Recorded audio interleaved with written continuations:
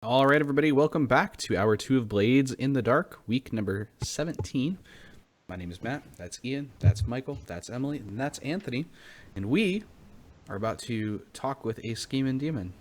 So, here we go. So, just to catch everyone up, in case you're just joining us, the crew rolled entanglements and they got demonic notice as their chosen entanglement for this time. So, Where do you think that you guys are over the course of the next, couple weeks? What kind of things do you think you're doing? We'll start with Lyric. I know that since our previous score, Lyric continues to be in kind of an unstable, off-kilter place, and is kind of more willing, of course, to work with the group and to consort with her peers and see where things want to move. But she's also taken an interest in trying to find where her long-lost brothers are. So that is a little something that she has been tinkering with when she's not dealing with preparing her secret ritual and all that good jazz.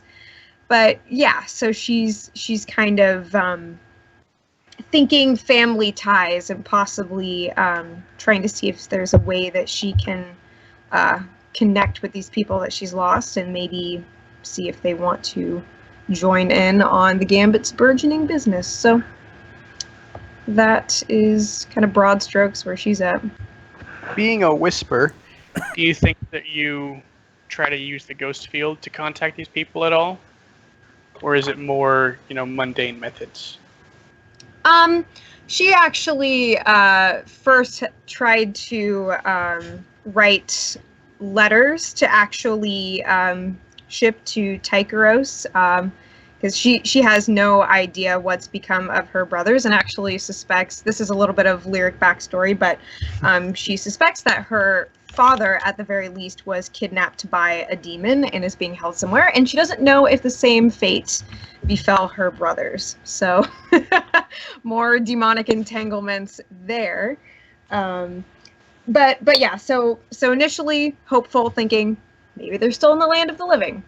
Hasn't heard anything yet, so I imagine that she would probably start delving into that, into the arcane methods. Okay. Silas, what are you doing over the next couple weeks? I think there's probably a few scenes of various skullduggery as that's a throwback. Nice. As the basic needs of the crew are met, and he's shaking up people in the neighborhood, beating out. Yeah, maybe a little bit of both. Maybe kicking out a few drug dealers that are encroaching too far into places they aren't supposed to be. Things like that. I think there's a couple scenes where we see our boat, which I imagine is normally manned by a Lyric, is piloted by our bandit friend Bird, who we met last time. Okay. And I think that Silas probably being shown the ropes of manning the boat. So as I don't think he's probably not as good as Lyric, but he knows how to manage if he needs to. And I think there's probably a few scenes as they drive to Tangle Town, which is this giant. It's like this area just on one of the canals of Crow's Foot, where this Leviathan ship sank and then was made into this with boats and various floating platforms into this kind of neighborhood of people that is known as neutral ground, which doesn't normally makes sense for Silas to go to. But I think that there's a few scenes where they like go down to Tangletown, have a few drinks, play a few songs, and then maybe work on a couple business inquiries while they're down there. Okay. Well, Cases, what are you doing over the next couple weeks? Is this contributing to our downtime at all, or just our moving our narrative No. around? Okay. Just If you want to, once we get to downtime actions, incorporate this, that's fine. But I'm just getting the feel. Okay. I think I was thinking about that, about how I wanted to relate that. I think it's separate. Wacasis is very busy. Wacasis is trying to make sure that all of the Gambit's stuff is in order, and I don't mean like that all of our shit is hidden in case the cops come. I mean that if Helen walks into the back of the bakery, she's gonna see the point of it. Or walks to the dock, she's gonna see things in order, moving through smoothly, or whatever. Like he's making the business look profitable. So that takes like all of his time, I would presume, because I don't think the core group, is very organized at all, and the organization is like probably however we left it, right? Like, so he's spending his time like designing it and writing it down, and he's looking through Oscar's stuff too. He's trying to find Oscar's notes about their operations and things. If he can find, I don't know if there's anything left or what's around, but he's looking for Oscar's notes because he knew he was like a studier. Oscar's stuff is still totally there.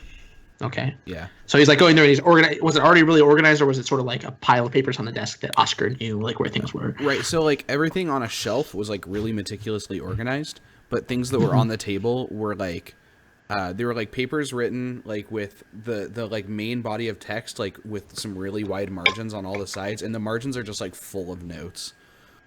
Did Oscar have all over the place desk on the table? and like Yeah. office back there?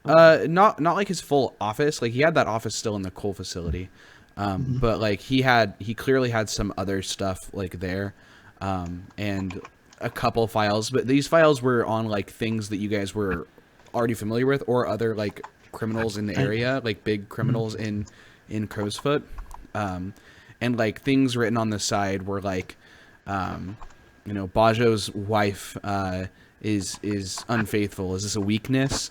Or like, Right. or Like his ongoing notes about what's like Ghostfield in Bajo's office. Why? That sort of stuff. Just sort of like the ramblings of someone who can't quite piece together why everything is the way it is, but is working on it. Right. So I imagine what Cases like finds some of those documents and like kind of makes sense, and then spends the first couple days just like creating an office space in that room. Like he moves another desk in there. He like organizes the stuff that was on his desk and like, puts up a pin board that's like the Gambit, and he starts like trying to map out the organization to figure out like what this really means, more than just making it up and talking to Helen and like what things seem like. So he's trying to like make it real to himself and make this a legitimate like back area. So he's taking like some of Oscar's, not guidance, but Oscar's like unintentional organization, and using that to like create a framework. And he's like, oh, okay, and making sense of it and putting it together. It's like housekeeping when he's there. And then he took that, what he set up, and he goes to each of the other places, the docks and the cafe and out into the bar. Like he reorganizes the alcohol, right? Like he's spending weeks doing this. Like, is there? So there's a file on the shelf that is labeled like. It's the name of a criminal organization, or presumably, right? Because all the rest of them are criminal organizations, but it's one that you've just like never heard of, ever.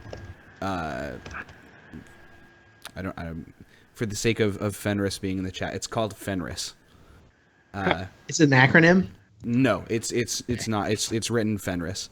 And you clearly would have noticed that's not like the Lamp Blacks or the Crows. Do you look inside of it, or do you just like put that elsewhere? I mean, because that's the one thing I can't find a place for, right? Is that the only thing that sticks out and is really probably okay? That I either don't recognize or like don't have like. Yeah, I would look at it because I'm going through and I'm trying to like I like put things that were on his desk into the files that they go in. Like, totally.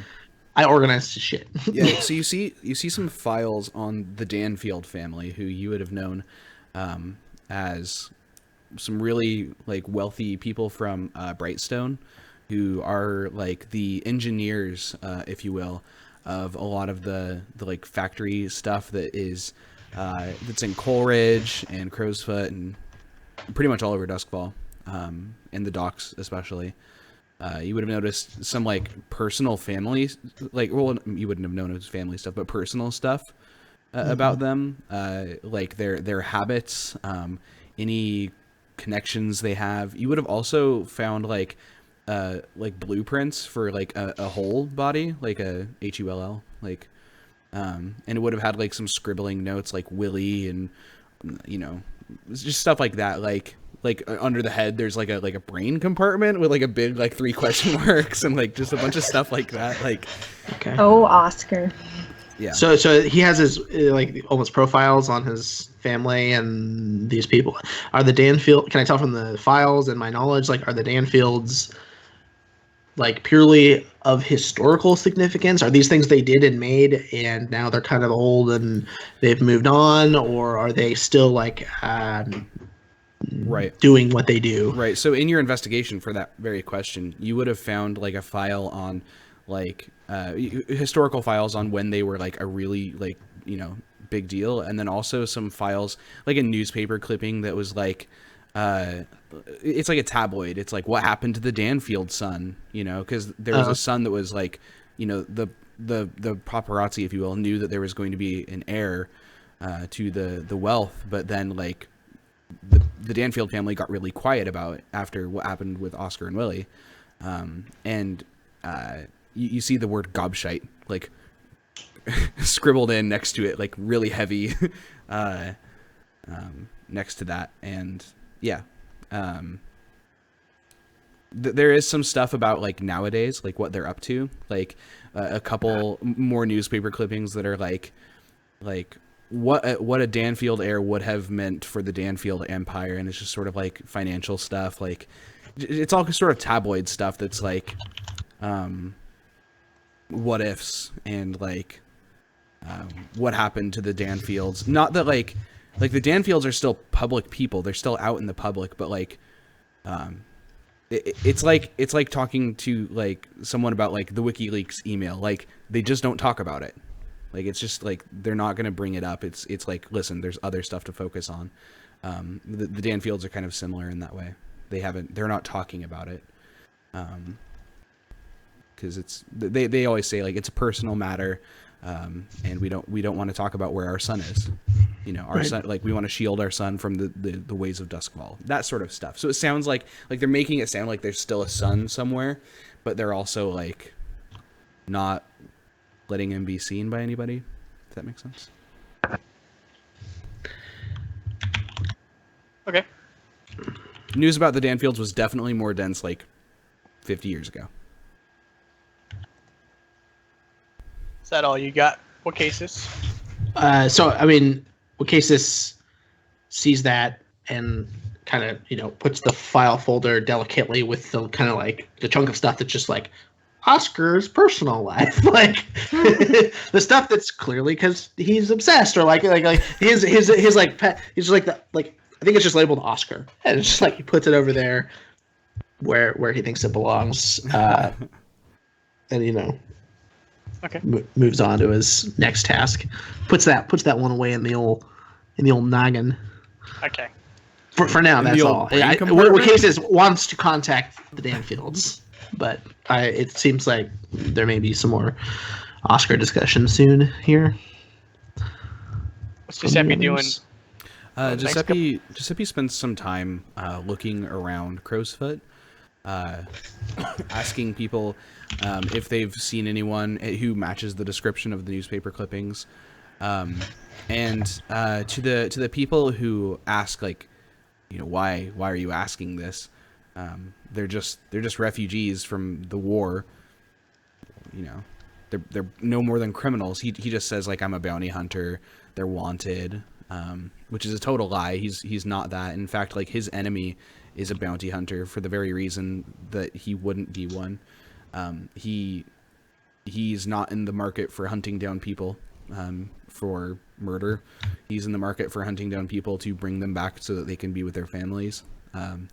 And there's so the refugees, when I say Akarosi refugees, what I mean is like there are refugees from other places that during the war of the Imperium like moved to Akarosi and are refugees living there, and they all try to identify themselves as Akarosi. They're all like, we are Akarosi, although like there's just a bunch of tension and like they're clearly not, like they just look different, so people are like racist toward them and whatnot, but to anyone, like Giuseppe would say they are Akarosi.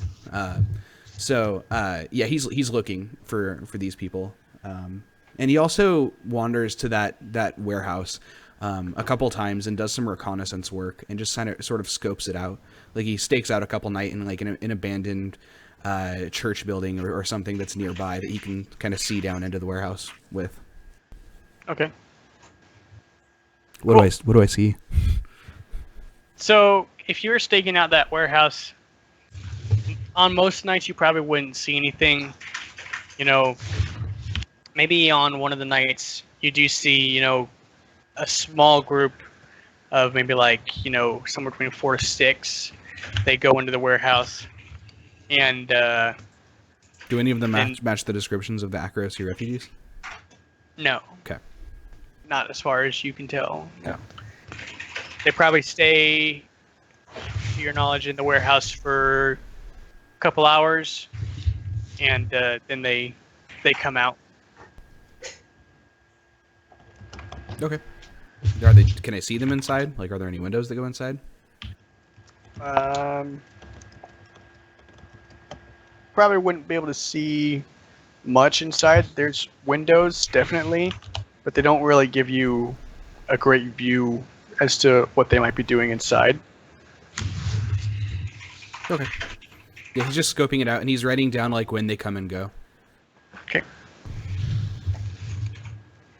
So Lyric, on one of the days where you're trying to attune to the ghost field to see if you can reach out and find anything about your family, you get yourself attuned, and initially, you know, the feeling is very familiar. You know, the real world seems to just melt away, and you start hearing, you know, just a crowd of voices, and you start trying to pick through those voices to single in on the voices that you want to hear. I imagine And- it's like Cerebro almost Right. from X-Men. Much, yeah, just like that.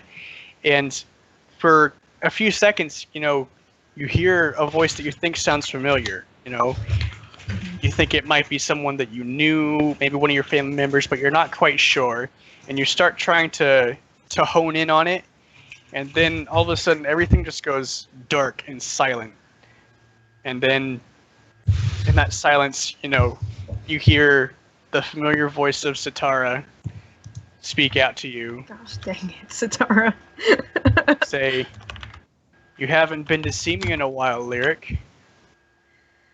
What can I say? I've been a little occupied. I know, but we had an arrangement, and I'm coming to collect. I have a job that I want you to do. There is a man. And what might that be? There's a man by the name of Marlon Zamira. Want to spell that out for me, Sitara? It is going to be spelled Morlan, so Morlan Zamira, Zamira. I'm Morlan the Warzord. He Great. has something that I want. I hope it's not his first name. Do I get to know what exactly this is? You'll know it when you see it. Trust me. He has something I want, Sit. and I want you to kill him and bring it to me. It's small. It won't take much to move, but I want it. I'm sure that it'll be very easy to find out who this man is and where he is. Do I you want this know done. of anyone that I can connect with to find this man? Yes. Your friend Giuseppe will know who this man is. Seppi. Dun dun dun. And then Giuseppe is Moreland? Oh no! This plot is No too wonder thick he for me. changed his no. name to Giuseppe. For why You've have been they found discovered out. my secret? after that, you didn't really notice that you felt Satara's presence until it's gone, but all of a sudden you just feel this sense of, just there's nothing there, like this sense of loneliness and emptiness. And then, you kind of can't really focus on the ghost field anymore and you get pulled out. Where exactly were you when you were trying to attune to the ghost field? I imagine that she was probably on a dock somewhere, not necessarily one near to the cafe. But so for a little background, her brothers were both Leviathan hunters before her as well, and so kind of being in proximity to the Void Sea is something that kind of helps her to focus. So she probably went off somewhere that she was familiar with from her previous voyages, but somewhere that her crew wouldn't know about necessarily. So yeah, she's kind of out on her own, I bet.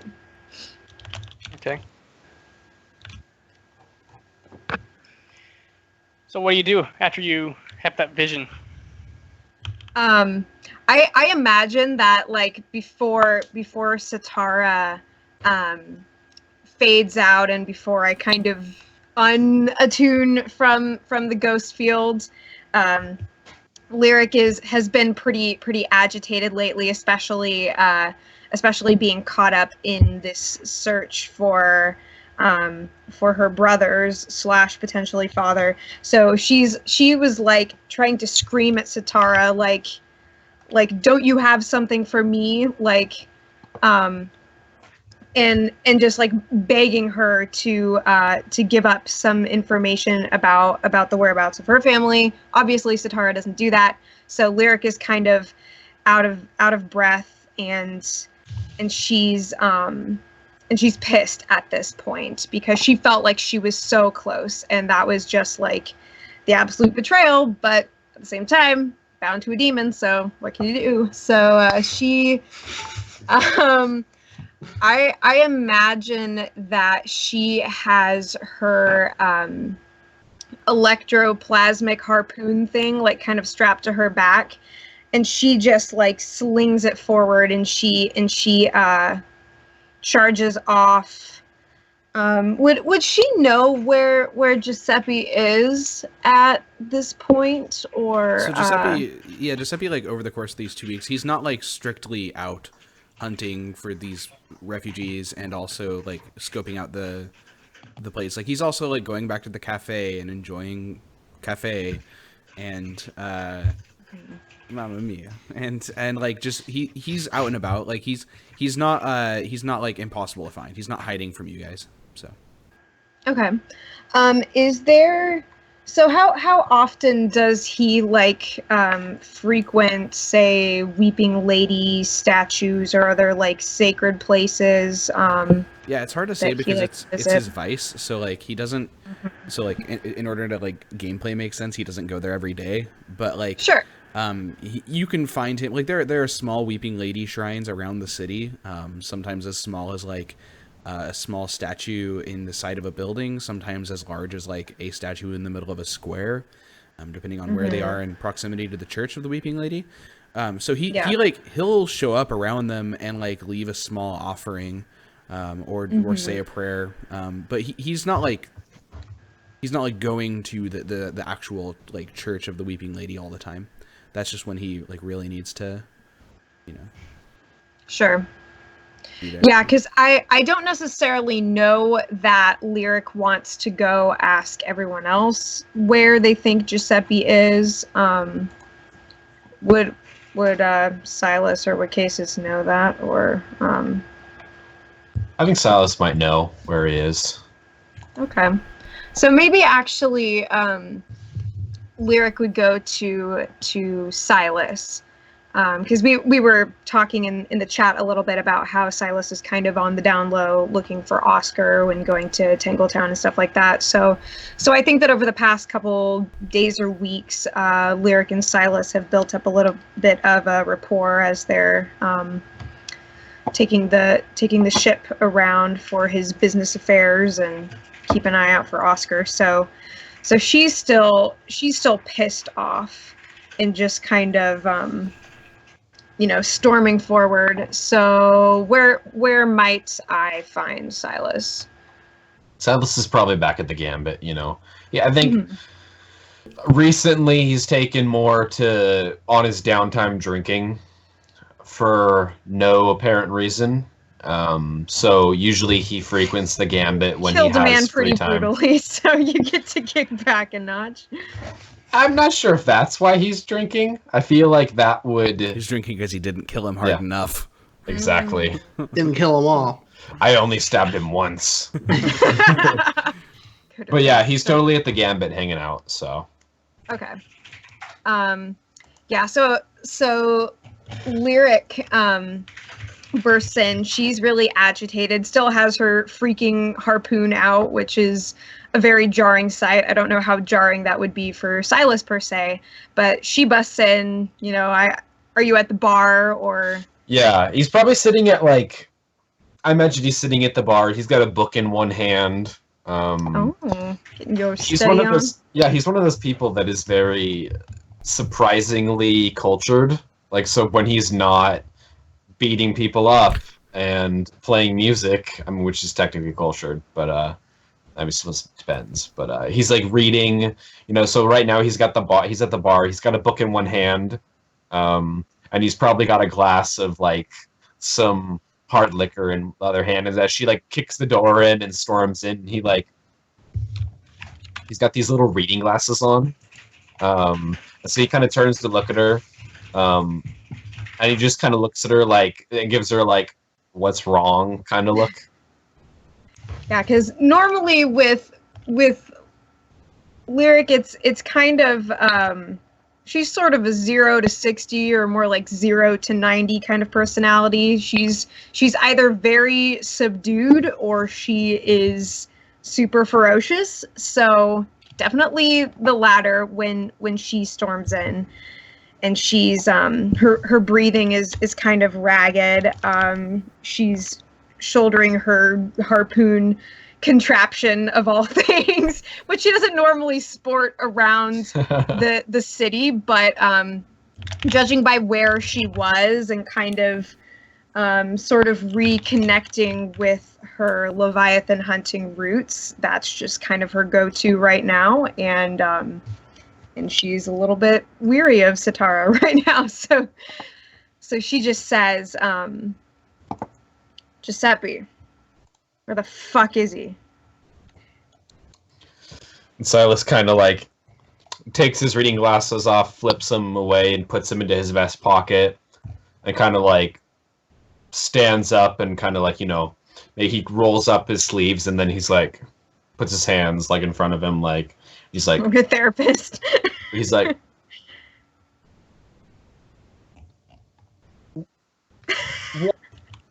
Lyric, what's going on? I mean, I know Giuseppe's new and all, but I mean, you can't have done something so bad that you're now storming around looking like a witch in a blizzard. What? That's excellent. It's not supposed to make any sense. He's just... I don't know what that means, but okay. Yeah. He's just been reading. He's letting his poetry flow. And Lyric kind of spits back, look, I don't want to patronize, but you don't want to know. I barely know. All I need to know is where the fuck he is. Okay, so he kind of he looks you in the eyes, and then he just kind of drops the drink back and drinks it, and then he kind of grabs his coat off of the chair behind him and puts it on. He's like, Well, I mean, I might know a couple places he's at, but you got to promise you won't use that when we get there, because I mean, we lost Please. one member. I don't need to use another. I mean, he's new. I'd like him to make it through at least a week before, he has to leave. And so I think then he kind of ushers her out of the bar, locks it, and then I think Silas is as he's been on the download looking for Oscar, he's also kept an eye out for Giuseppe. Not he does. It's not like he doesn't trust Giuseppe. He's more like, so what can I learn about this guy? And he's kind of maybe been like, okay, where does he frequent? So I think there's probably I mean, is Giuseppe this is for Matt. Is Giuseppe a charitable type? Does he frequent any soup kitchens to feed the poor? I mean, he's all weeping lady, so I imagine he's more of the religious type than the rest of the group. Yeah, he definitely. I mean, he doesn't frequent a soup kitchen per se, because there just aren't any of those, as much as you could maybe find him walking into a refugee camp and delivering supplies, and sometimes it's supplies that they didn't know that they they knew they needed it, they might have mentioned it in passing to someone else, oh, we're really out of flour or something, and then the next day he'll there'll be flour on the doorstep, sort of situation, and how exactly he knows is unknown to the audience. But yeah, so he doesn't go to he's not a public figure, right? No one thanks Giuseppe. People think whoever it is that is delivering that. So. Okay, so I think what we see here is he dons his hat, and he kind of looks to Lyric and he's like, "Come on, I might have a place to go." And so they walk down Crow's Foot, and I think. Let me find the name of the place that I had in mind that I think would be perfect for this, because I've been reading up on John's updated, essentially, sectors of Duskfall, which is great, by the way. Oh, it's so good. So I think they walk into Dunslow, if I'm saying that right. Hope I'm saying that right. Which is so Crow's Foot's the seedy part. Oh yeah, it's kind of for sure. So Dunslow's the poor part. So it's a little bit away, but it's not too far. So I think they enter Dunslow, and there's it's all muddy everywhere from the amount of refugees that have been entering the area, and they enter a refugee camp, which it looks like a homeless camp where people have resurrected plywood houses and such. Yeah, it's like a favela. Yeah. So he kind of walks up to the front of it, and there's maybe some old men, playing cards or a dice game out front, and there's a couple kids running around, and he kind of looks over to one who looks probably a little older than the rest, and he's like, "Oh, Chirpy, come here." And so Chirpy runs over. He's he's probably about 9 years old. And wait, who's Chirpy? Chirpy is the refugee kid that is. Okay. She's like, you know that man I told you to watch out for every once in a while, so make sure he doesn't get into trouble. And Chirpy's super wide-eyed, he's not. He's very wary of Silas, but you can see he's not truly he's more curious to see what happens. He kind of nods and is wide-eyed. And he's like, "I want you to bring him here, on the double." And he tosses him a coin, and then he looks around, and then he produces a bottle of fine alcohol, which is not for Chirpy to partake of, but it's well aware that down here, alcohol is something that, if it's super good, it's worth a whole lot. So he kind of gives the kid it, and he gives him a stern look, don't you drink that? You know better than that. You're not at the right age for it. I run along, and he kind of shoos him away, And I think Lyric and Silas stand there and wait for Giuseppe to appear with Chirpy. Yeah, and I think by that point, Lyric, like, she's still pissed and weirded out and agitated, but she's kind of slung her giant weapon back a little bit, especially seeing that kid. She's got a heart deep down in there, so she kind of tries to compose herself, especially not knowing what Giuseppe even has to do with Sitara's plan, but just many emotions. And I imagine Chirpy was probably quite frightened of a giant glowing harpoon that you had on your back. And Lyric she's his eyes are wide really the tall. entire time. Yeah. Yeah. She's eyes kind are of wide like the entire Brienne of time. Tarth. Yeah. When you hand him the bottle of alcohol, his eyes somehow get even wider than they have been the entire time. Okay. Like he's been trained to recognize the brand. Yeah. He's now Chirpy. That's draw hollow number 7. You make sure your pop doesn't drink it up. You might make a good price for that today. Okay. Now run along. So when Chirpy approaches you, Giuseppe, what are you doing? Actually, I don't think he actually approaches me. I think that instead, like, he knows that the best way to get me to show up is to complain about something that he needs. And so Chirpy goes to, it's an abandoned, apartment building. And like half of it has been like ruined, but like the other half is still standing. And he like walks up a pile of rubble into like a side door, and he opens it up. And he says to his mother something along, like, he like hands her the bottle and like says something along the lines of,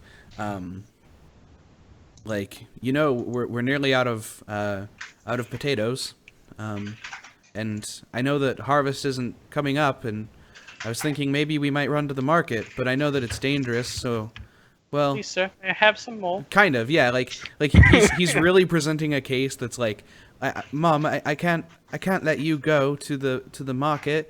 You know how dangerous it is. They don't like us there. They don't treat us well. And then, like, the camera, if this is a TV show, like, backs away from the window where they're having this conversation and just goes up like 2 stories, and Giuseppe is sitting up there on the roof, and he's just laying on his back, staring up at the like gray sky, and up to his ear is like this, like, it looks like a rubber hose is coming out of the seal, or out of the roof, and he like has it in his ear, and he's just listening, and he hears that, and then you see him set it down, and then like he hears something like whispered. He hears Chirpy say, "Mother, the man, he came and he brought me this." And then Giuseppe, like, that's when Giuseppe like pulls it out of his ear. And he walks downstairs, like he just like walks down the pile of building that used to be there, and he just knocks on the front door. And Chirpy's mom answers the door, and Giuseppe says, "Hello," or no, he's not British. He says, "Hello, where is your son, Chirpy?" And Chirpy comes walking up, and he says, "Hi, you're fast." And Giuseppe says, What do you mean I am fast? Were you calling for me?" And Chirpy kind of like gets nervous and hides behind his mother and says, it doesn't say anything. And Giuseppe says, "Who is the man and where is he? I will go meet with him. You should not bring men here. You need to keep your mother safe. You need to keep this town safe. Do not do that ever again. Whatever he brings, do not do it. Who is the man?" And he describes you, and like halfway through the description, Giuseppe gets it. And he like starts walking, and he just like, he walks up behind you guys. Like, I imagine you guys are sitting like on a bench, like up against like half of a building somewhere, and Giuseppe like peeks through like a hole where there was a brick that's like right between your 2 heads, and he says, "I hear that you are seeking me." Silas, like, he's smoking a cigarette and he's leaning up against it, and he doesn't even look at Giuseppe. Like, in his head, he's like, so Chirpy didn't do his job. Okay, I'll have to remember that for next time. And he kind of takes a drag on it, and he's like, "She's the one you want to talk to, although I'd be careful."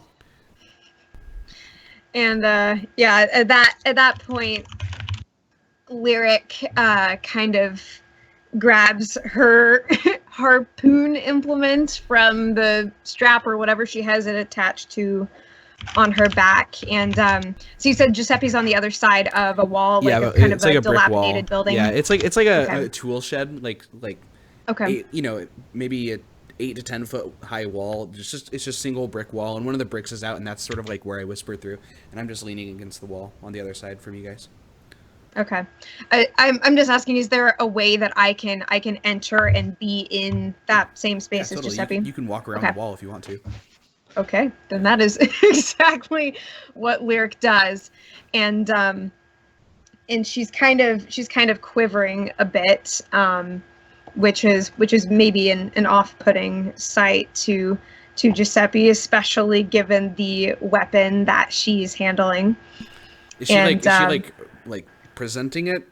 Like, is she brandishing the weapon toward me, or is she like? She's just holding it in front of her, like not pointing it at you. Sure, she's like at attention with it, if you will. Yes, exactly. And so for a moment she kind of looks away, like into the great beyond. You can't tell what it is that she's thinking, and then she kind of looks up at you, kind of glancing from the side, and just says, "Moreland Zamira." That's it. So Giuseppe, I was gonna say this is the part where I'm supposed to know who this is. yeah, I have no idea. it doesn't take long for you to recognize the name. You would recognize the name as one of the higher-up priests in the Order of the Weak Lady. Okay. By the way, Emily, did you mention anything about what Satara said to you on our way here to Silas? Or did you like leave him in the dark about it? I think that she would have left him in the dark because she wasn't expecting that Silas was actually going to accompany her.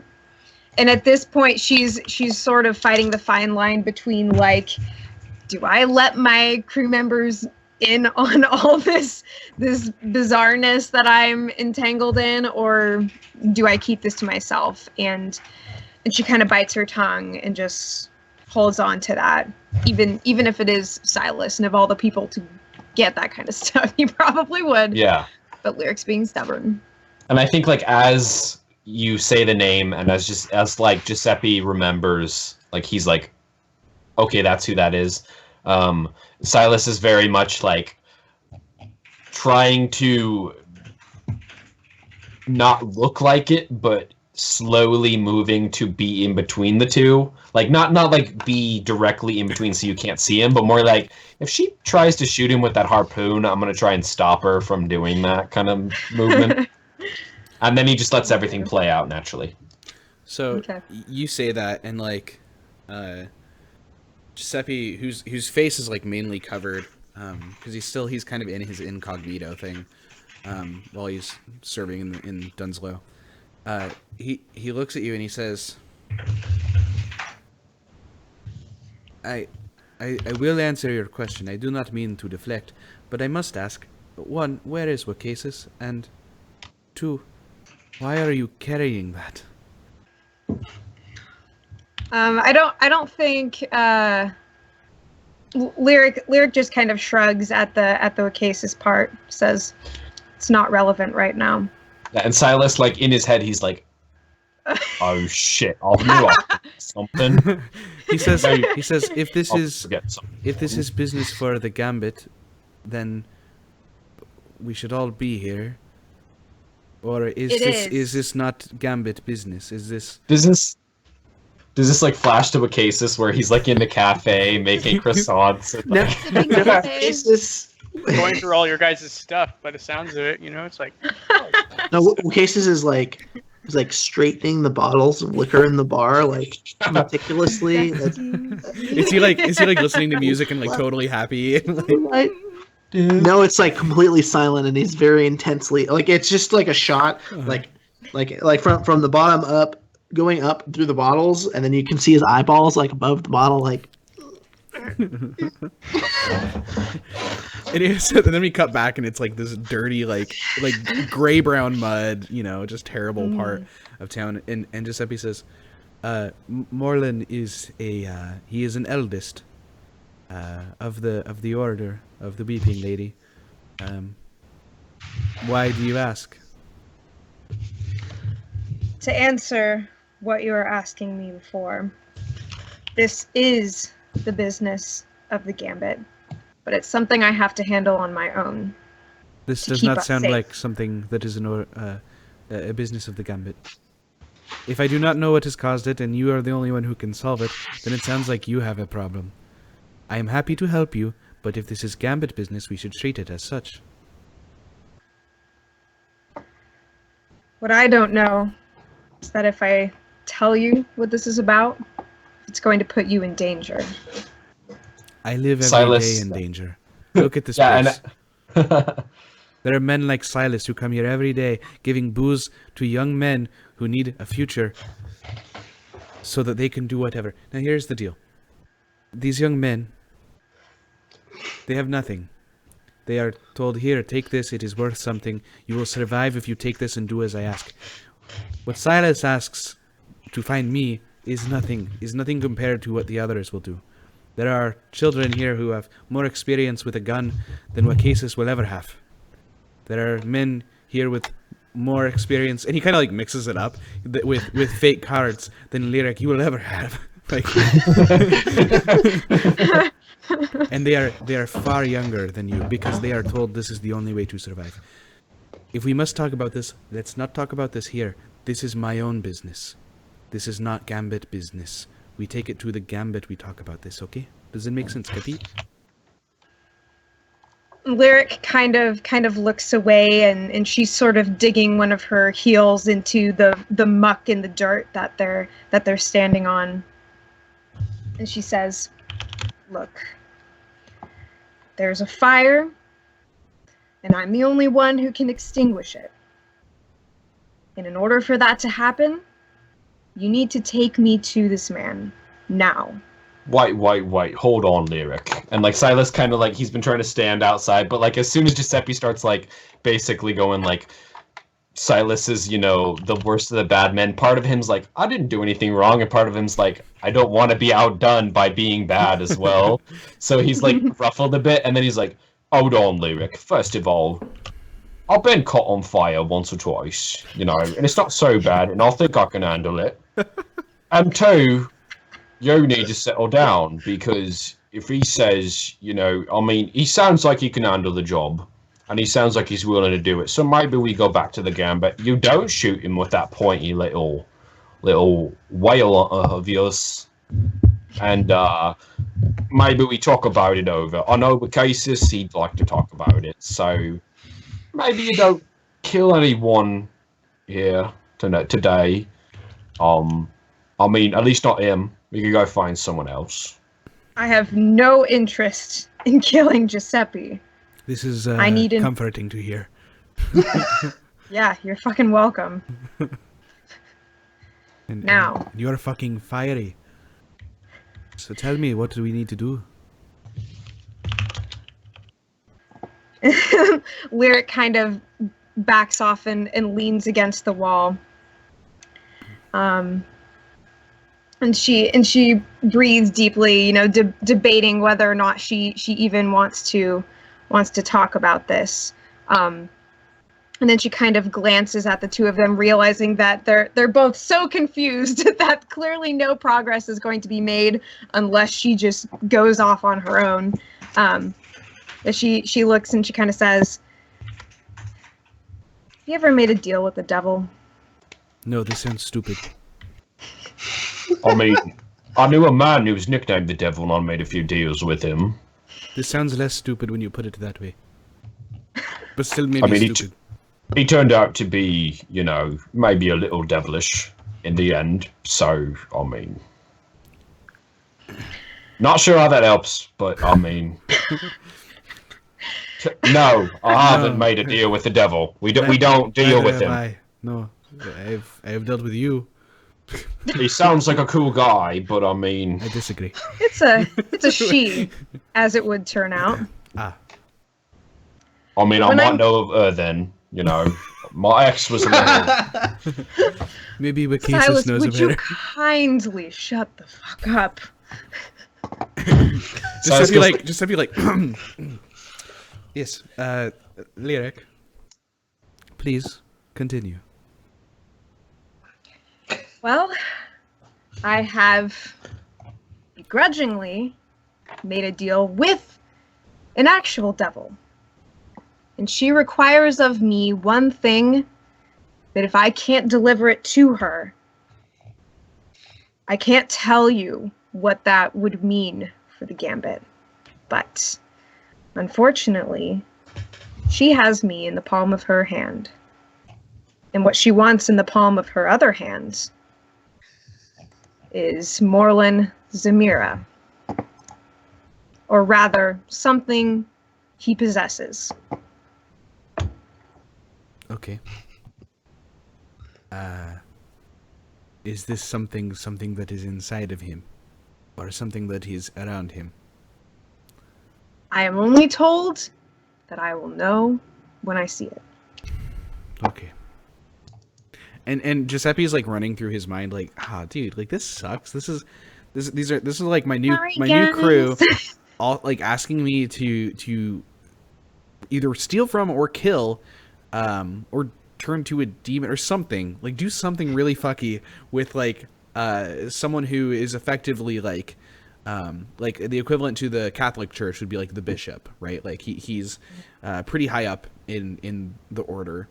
He definitely oversees all of Crow's Foot, if not just the entire like central Duskwall area, like the docks, Crow's Foot, and Charhall. Yeah, exactly. He controls a lot of the area, but like Giuseppe has talked to him. Like Giuseppe was probably like there was some like ritual that was done to Giuseppe by him when he was a kid, some sort of like welcome, like a sanctification ritual of some sort.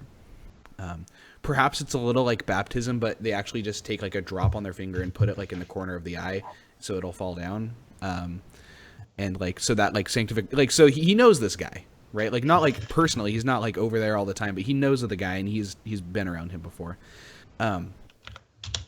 And he's also just like, okay, but I also know that like there's corruption in this church, just like there's corruption in any other group, and maybe this demon wants this corruption gone, but he can't make like his mind is just like, what? Like none of this really makes sense, but and Lyric's pretty much said about everything she wants to on the matter, and she doesn't even want to utter Satara's name because, you know, not knowing if she's doing her best to be as honest with you as she can in order to get what she wants, essentially. So yeah.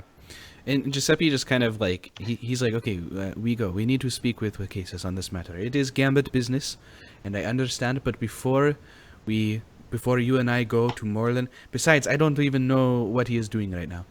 He may not even be home. We go to Wakasis, we speak with him, allow me some time to observe and see what he is up to, and maybe we can see if maybe he is in fact someone that is needed to talk to, or whatever it is. I'm hesitant, you see. And he like explains. He's like, Morlin, he gave me the tear when I was a child. Morlin, I have spoken to him many times, and he influenced my way of thinking. I fear that what you want is something that I cannot give you by myself. But I can give you any information on him. yeah. But we need to speak with Wakasis. Yeah, and I think as you say that, like Silas is like being the whole like I'm kind of an outsider. I'm the middleman here, trying to keep the peace. And so he's like, okay, so we're going now. Oh yeah, okay, good. And he kind of like gestures to Giuseppe, like lead the way, kind of. Yeah, when he does that, Giuseppe like he does like this, and he says, "I cannot go with you. I will meet you there. Do not worry. I cannot walk out of here with you. No. You understand? And he like points around to like the area he's in and like Mhm. reminding everyone that he does secret operations here. Okay. Yeah. So like And, as You will need to I trust. think- And he like looks at Lyric and makes eye contact and says, "You will need to trust me on this. I will be there." and Lyric tells him, I know that you're hesitant, but I am desperate. And like her eyes are naturally kind of this like ethereal purple, and they sort of like flash really, really brightly. And like there's tears in her eyes because again she's still worked up from the fact that she thought she was so close to finding her brothers and now is on a mission to kill a man and is embroiling her friends in this too. So so this is kind of like a rare moment of really raw sadness in her eyes. So okay. that's just a thing that you see. Yeah. So Giuseppe sees like a tear roll down like Lyric's cheek, and like there's one, and he doesn't touch it, and then like the second one that comes down the other eye, like he reaches up with his thumb and like wipes it off of your face, and like he just like holds his fist shut after that, like not like ugh, but like he like does this, like does that, like, or sorry, this, and then like grabs, and just kind of like, you know. Yeah. Okay. Okay, and I think wrap that- up? Or I you think get- like real quick, like just one more thing. Like as Giuseppe turns to go back to what he was doing, his like secret Giuseppe stuff. I think as Lyric and Silas turn around, like Silas kind of walk like they're walking side by side. Where I think as before, like it was probably very much Silas letting Lyric like sulk and be very moody and all try and work with what she was going through. But like now as they turn around, he kind of walks beside her and like without looking at her, he says like, if we need to kill this guy to do what you need to do, I'll do it. I mean, I did kill Bajo, so I feel like this pompy little bishop dude or whatever. This Morris, what was his name? Moreland. Minute. Also, Anthony's Skype is crashing. I can hear you. Oh. Can you hear me? Yes. Can you see me? Yeah. Yes. Okay. I didn't want to interrupt your. Sorry, our intent. It's all good. Continue. We'll restart on the break. It's fine. No, I think like just I'm not like gonna quit as it like as it fades out, like it's basically just him kind of saying that and then going back to silence. Mm-hmm. Yeah, and Lyric just kind of looks to him and nods, and like to some extent she's relieved, but just feels very like turbulent inside because she has got a lot going on. So. Okay. Yeah, and we see Giuseppe continuing on his like path. He like in that building that he was in, he like moves like a couple like pieces of dirt and like grabs a handle and opens it, and like the dirt does like it's like mud and it like stays there, and like he goes underneath there for a couple minutes, and then like we see him like there's like a couple like beams of like really dim light sort of like going through the floorboards, and we see him like grab like a couple sacks of potatoes, and he like grabs them and he comes out with them and he puts them in his cloak, and he starts walking and like coughing and acting like he's like a sick somebody, and then he walks past the door that he was stopped at and he like drops off potatoes, and then like he keeps walking past the building off into more of Dunslow, and that's where the camera sort of fades on him. Okay. Cool. So the camera fades on you, and before the episode ends, the audience sees this, but none of you see it. The camera comes back into focus on the inside of what looks to be a church building, and it follows just from the neck down view of a man, so you can't see his face, and follows him walking down an aisle, and another figure comes into view, and it looks like this one is much taller and much broader, and almost unnaturally so. There's just something off about the way this guy looks. and there's a hushed exchange of words that it's hard to make out, but the audience thinks they catches glimpses of, "Do you have him safe?" "Yes, I do." And as the first man we saw turns to leave, we see just a view of around his neck is a necklace, and there's just an anchor on the end of a necklace, and then we fade out and end of episode. Cool. Yeah, we're gonna actually, before we do XP, I know normally we don't do this, but we're gonna take a quick 3-minute break. Anthony's having some Skype issues, so we're gonna restart that real quick, and then we'll be back to finish this with some XP. Don't go anywhere, and thanks for watching. We'll be back in just a minute. Bye. Bye.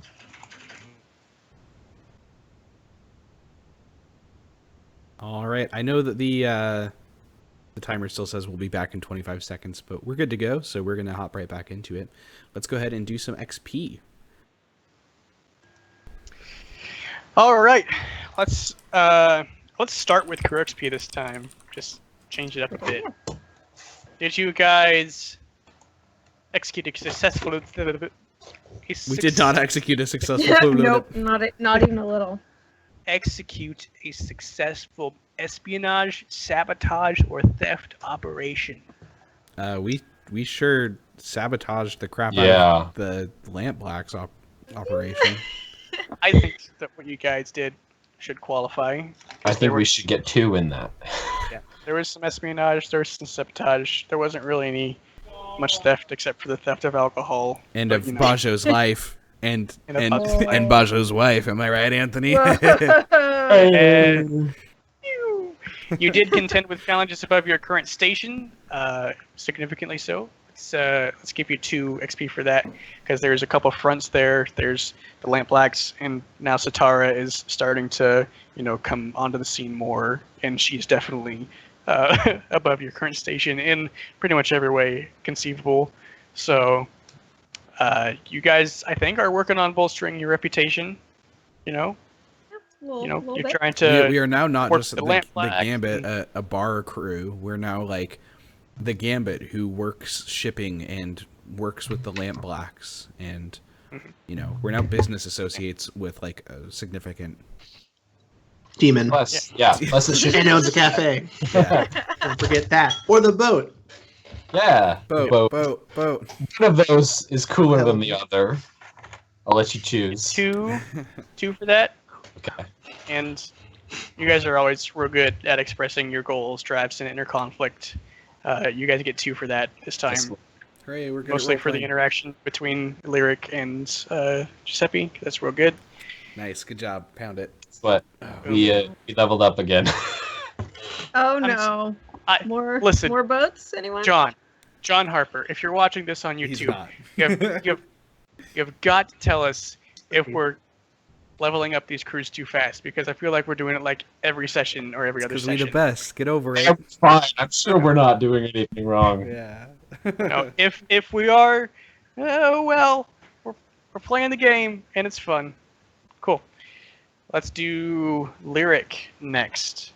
We didn't really have any dice rolls this No, session, It's pretty much all which is story fine. stuff. So you didn't roll any desperate. You did attempt to address a challenge with arcane stuff. So Mhm. go ahead and get 2 XP for that, because Okay. there's Because some background stuff involved in that, and it's a Mhm. pretty big challenge. So Yeah. you definitely were expressing your beliefs, drives, heritage, and background a whole heck of a lot. So Yeah, pretty you get 2 heavily. for that. And yeah, you're struggling with issues from your vice / trauma. I think Mhm. this would qualify as that. Satara is kind of interwoven with all of that a whole heck of a lot. So Yeah, because Lyric she's into all the weird things, which is kind of led to her preparation of this ritual that Satara wants to know, and there's like this constant give and take that Lyric is caught up in with Satara. So so I took I took 3 for. I don't know if we were just all kind of wrapping that stuff together, or 'cause you mentioned that earlier, but I didn't know if we wanted to break that down further, or if there's anything Yeah, else there's stuff for. There's some crossover there, so I'm going to give you 2 for that one as well. Okay. Cool. To Giuseppe. Hello. You didn't roll any desperate actions I rolled either. our entanglement. Desperately. I mean, Just desperate. kidding. I'm just- I don't know if that counts. No, it does not. I don't know if you addressed any specific challenges with tracking or violence. You were trying to Certainly like, not with violence, but I did address the problem of figuring out I'm in the process of addressing the issue of what's going on with that warehouse with tracking. Mhm. Like, I can give you one for that. Yeah, You think that's fair? totally. Right now, it's more of a what house? Hey, Hey. Hey. I get it because I know the where. I know where it is. Yes, you do. Funny. You also joke. did pretty good at expressing your beliefs, drives, heritage, and background. Thank you. I can give you 2 for that. Okay, so I'm advancing my playbook. Heck yeah. We And- always like advancing playbooks. And what does that mean for me? I get to choose a new thing, right? A new special ability. Mm-hmm. The special ability, yeah, I think that's what you do on Playbook Advance. You don't necessarily get to choose like to advance your insight, prowess, or resolve for that, but you do get a new special ability. You can put your points that you earned from this session towards advancing your attributes. That is true. That's okay. I will not. The one that I really want to increase is already at 3, so Which is the max at the moment. yeah. Unless I have mastery, which might be Right. coming up. Did you struggle with issues from your vice or traumas? You know, I don't have any traumas, and I didn't really struggle with any issues from my vice, other than like figuring out whether like who I trusted more, Lyric or Morlin. I guess maybe I did like. It's a 'cause- complication. Yeah, Mhm. yeah, like, and I guess, like, to answer the question, did you struggle with it? Like, yeah, like, and Giuseppe will continue to struggle with it until we see him next when he's at the Gambit. Like, that walk home is going to be a long walk home with a lot of thoughts Yeah. about, like, what the heck am I getting myself into? First, like, this crew is blowing up a lamp black facility, and we didn't even talk about it, but this guy just started punching, and everyone else started shooting. I've never seen that much blood, and now they're stopping me when I'm clearly busy, and now like there's just a bunch of like things that are like, why, like, this is not going the way I thought it would, like for Giuseppe, and now his faith, like his what he trusts in more than anything is being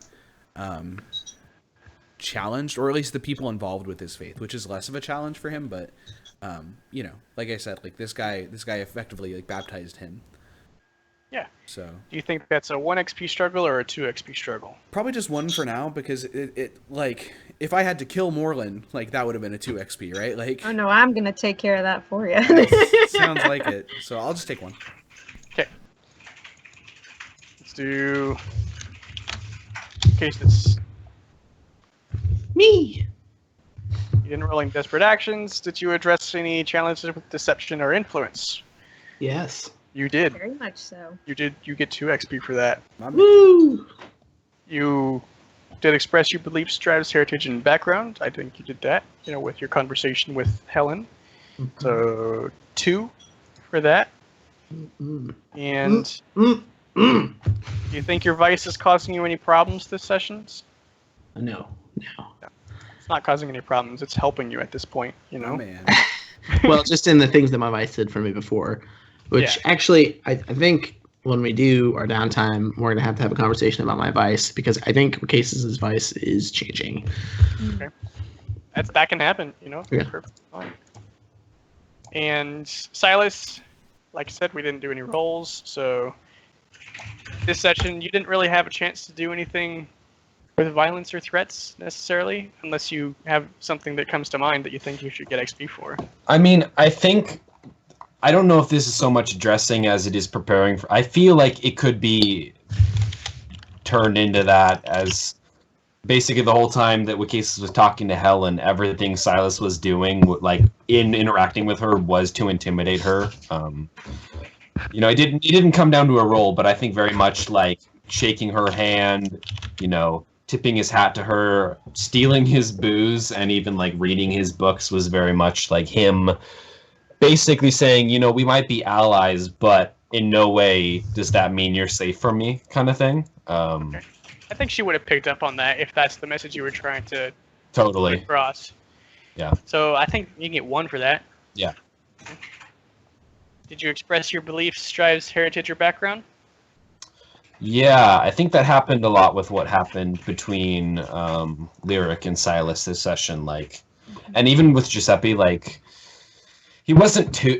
I wouldn't say he was super kind to Giuseppe, but it was definitely clearly he wasn't cool with what we did, and it wasn't so much of Silas is very much he should have been okay with. He was kind of thinking you should be okay with this, killing people and doing this. This is what we do. But I think there was sort of a relentless in he was kind of basically saying I should probably try to do something in this situation, even though I don't know what to do. And with Lyric, I definitely think there was some a lot of stuff happened between him and her, saying they were on the download looking for Oscar. A lot of the interactions when she was clearly upset was him trying to keep essentially keep a potentially volatile situation in check. Even though I think down low if she had come to blows with Giuseppe, I don't think he would have stopped it. I don't think that's something that necessarily would have been picked up by the two, but I think his unstable vice was definitely. I don't think I don't think it did anything, but I think it definitely had it come down to it, he would have stood back and let it go. Yeah, and he didn't necessarily press for information from Lyric either, so he was probably kind of par for the course, whatever this meant, Yeah. All right. Do you think 1 XP is fair for that? I think knowing what was going on, I want to say 2, just because I feel like it definitely shows us different sides to him, rather than just killing and being angry all the time. I can give you 2 for that. Yeah. Encountering somebody else who is angry and wants. Yeah.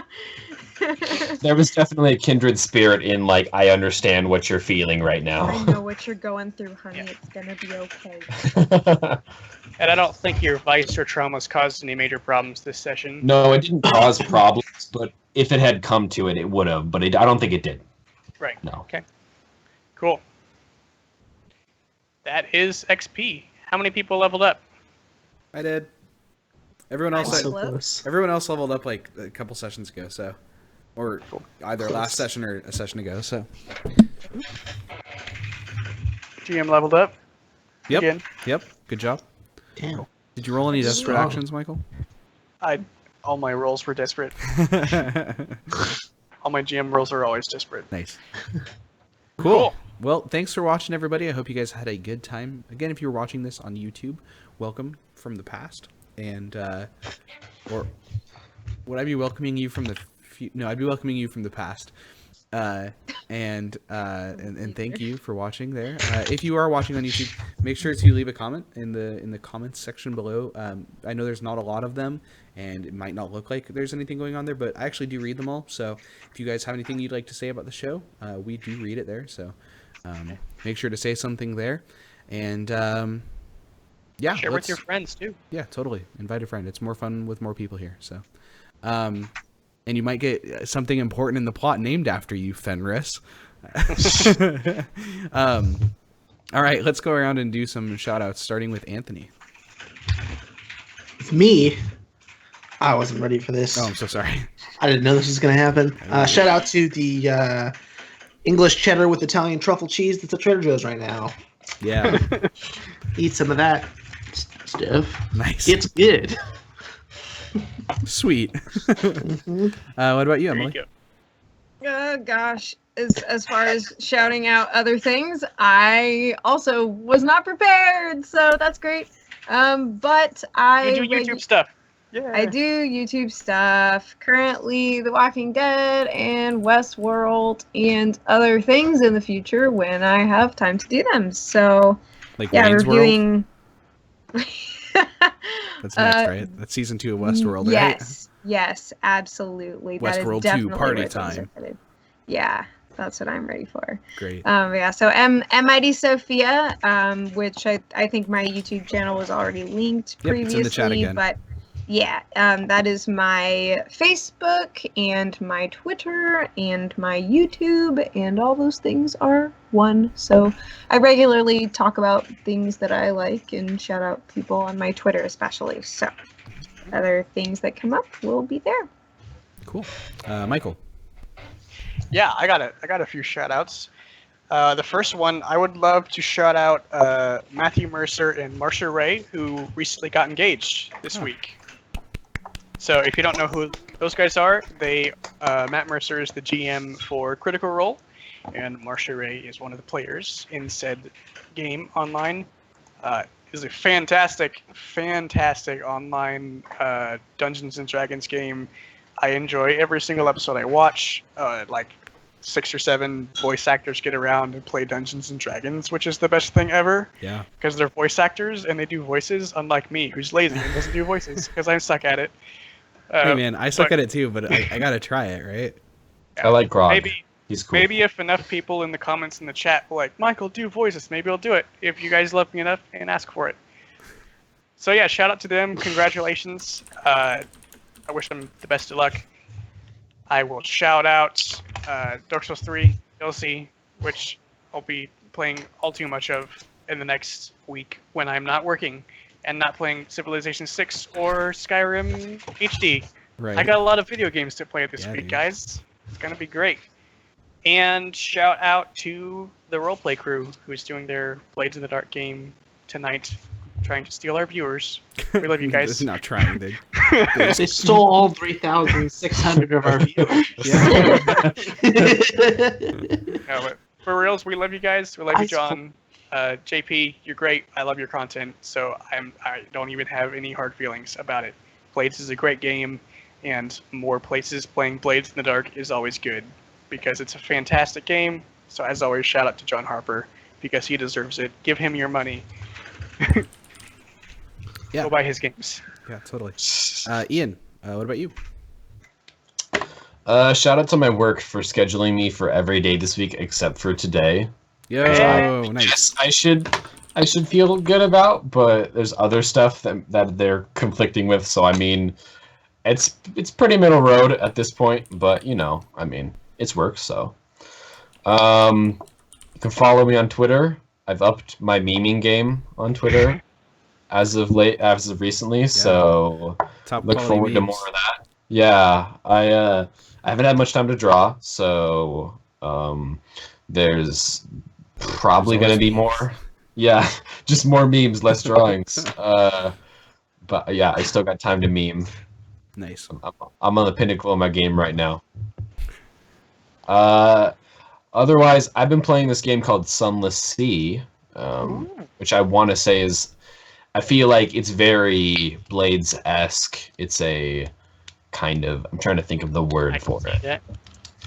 It's like a visual novel mixed with exploring an underwater, like not underwater, and like a cave, like it's a sea inside of a cave, and you pilot a ship around it and fight creatures and go to different islands and explore it. And recently, I think this week was it last week? Last week they came out with the DLC for it, where you actually get to go into a submarine and to go under the water. That sounds like the worst thing ever. Dang. It's not. I was thinking about it today. I was like, would Matt this, loves underwater this trigger Matt? Because it's like it's not the same thing. It's definitely like it's an up-down kind of simulate like ship You want to see simulation. how well Matt sounds handles terrible. underwater level? You should go check I- out our inside playthrough that Matt and Emily did on Friendly Fire TV Gaming on YouTube. Yeah, that sure was underwater. What did you name the girl that tries to murder you? Merida? Merida. Yeah, Yep. Yeah. because she Yeah. looks like the girl from Brave. Yeah, because of the long hair. Yeah. If you lock the change, you're fit. Would you? Oh my gosh. It's definitely my favorite thing for that movie. As for me, this is what I do on the internet here on Friendly Fire TV. I put a bunch of links in the chat. Make sure to go check that out. First of all, I put in everyone's Twitter. We all have our own personal handles right there below our frames. Make sure to follow us for updates on stuff and just other stuff that we do. Additionally, you can follow us on our Friendly Fire TV Twitter. I update that anytime I'm going live, and I make sure to check in with you guys and let you guys know what's up. If there's any schedule changes, or if you guys just want to chat about stuff, that's a great place to do it. I'm active there, so whether you're watching this on YouTube and you want to be like, hey, like, I liked your episode, or man, that sure wasn't good, or whatever it is that you want to say it, and I'll be there, and I'll say hello, and other words, presumably, along with that. Additionally, if you're watching this on YouTube, you will have already seen this, but if you're not, and you want to know how can I watch this on YouTube, you can go to youtube.com/friendlyfiretvgaming. Friendly Fire TV was taken by something else, and I'm really triggered by it. Yeah, that's where you can find all of our VODs. We have every single episode of this series, as well as a previous series that we did with Age of Rebellion, as well as Emily and I's playthrough of Inside, and soon, and I keep saying this, but soon I will start uploading the Brothers: A Tale of Two Sons playthrough that Emily and I did, and hopefully we'll have even more content coming soon to YouTube and also this channel, including maybe Anthony streaming some things now that he has a new microphone and some stuff like that. That's really good. It doesn't do quite as much justice over Skype, but I'm sure that when he's streaming and it's not me streaming over Skype, you'll notice the difference quite a bit. But yeah, thank you guys for watching. We'll be back here next week, November 1st, right here at 6:30 p.m. Pacific, twitch.tv/friendlyfiretv. That's it. Thanks for watching, and have a good one. Have a good night. Bye-bye. Bye.